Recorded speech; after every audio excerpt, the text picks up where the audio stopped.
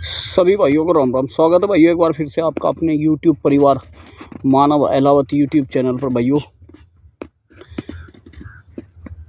जो जिन किसान भाइयों ने 0118 गन्ना वैरायटी को लगा रखा है, चाहे उसकी पौधा हो या चाहे उसकी पेड़ी हो, उन भाइयों के लिए खास तौर से ये वीडियो है, क्योंकि वे भाई थोड़ा सा सावधान ज़रूर हो जाएं।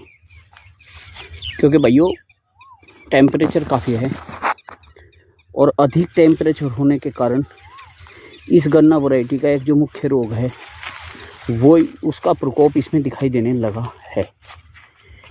ठीक है जी। तो रोग से अगर बचना है तो भाइयों एक स्प्रे ज़रूर करना होगा, और रोग से बचेगा तभी जा कर के हमारी फसल अच्छी होगी। क्योंकि टेम्परेचर अभी से ही इतना है, ये बीमारी इस समय आती नहीं थी, क्योंकि ये टेम्परेचर ज़्यादा होता है तभी आती है। और अब टेम्परेचर मई के जितना टेम्परेचर अप्रैल में है, तो भाइयों ये थोड़ा जल्दी दिखाई देने लगी बीमारी। तो इसका ध्यान ज़रूर करें।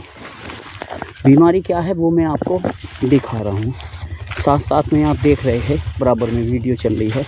उसी वीडियो के ऊपर आपको पत्ते का जो कलर दिख रहा होगा, पीला पीला सा और रेड नेसा जैसे जंग लग जाता है ना, उस तरह का ये जो है, ये ही है बीमारी। 0118 की बीमारी ही ये है भाई। ठीक है जी। इसे बोलते क्या है भाइयों? ये थ्रिप्स की बीमारी आती है। बहुत महीन महीन सा कीड़ा इसकी पत्तों में छिपा होता है ऊपर की तरफ, जो आपको एकदम से दिखाई देगा नहीं। इसे थ्रिप्स बोलते हैं। तो ये थ्रिप्स जो है, इसी का मुख्य रोग पत्तों का है, ये दिखाई भी नहीं देता। 18 का ये मुख्य रोग है। वैसे तो भाइयों क्या है कि सभी गन्नों में अलग अलग तरह के रोग आते हैं, और सभी गन्नों में अलग अलग तरह की बीमारी, सभी गन्नों में अलग अलग तरह की दवाइयों की आवश्यकता पड़ती है।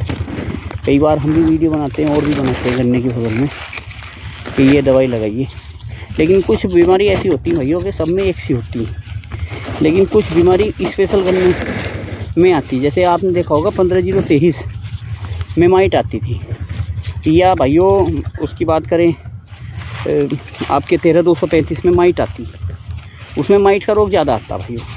कीड़े का रोग कम आता है वैसा टॉप बोरर का, लेकिन माइट बहुत आती है 13-235 में।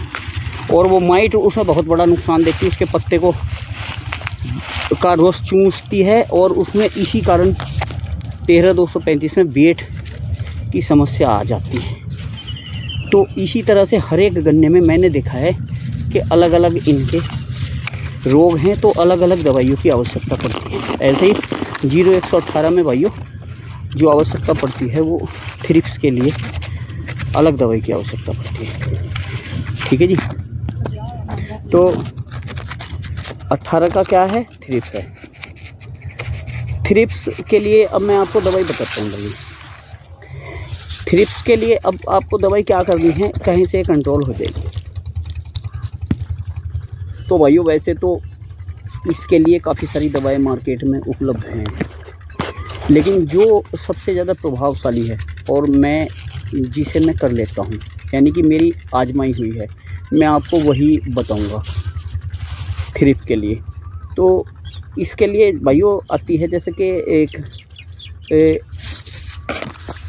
आता है भाइयों इमिडाक्लोप्रिड 40% WG करके आता है, इमिडाक्लोप्रिड। ठीक है जी। और उसी के साथ में आती भाइयों फिप्रोनिल, वो भी 40% आती है।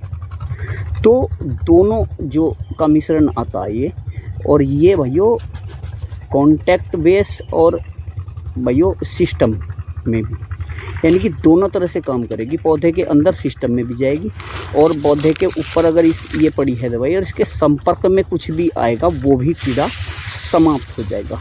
तो आपकी टॉप बोरर पे भी काम कर जाएगी भाइयों। ये कई सारे कीटों पर काम करेगी, चूसक पे भी और वैसे कीट पे भी काम करेगी। तो इसके साथ एक चीज़ और लेनी है आपको, जो मैं आपको बताने वाला हूँ।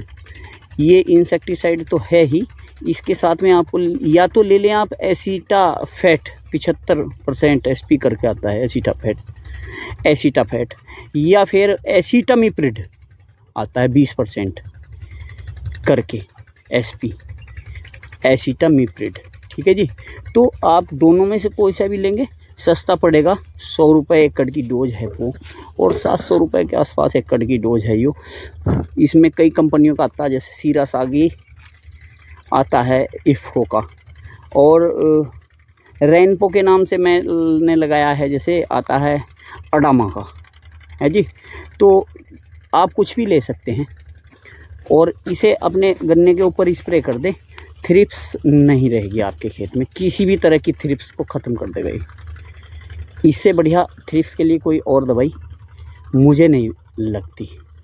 तो भाइयों, ये थी आज की जानकारी। कैसी लगी जानकारी कमेंट करके ज़रूर बताना। फिर मिलते हैं एक नई वीडियो के साथ, तब तक के लिए राम राम, नमस्कार।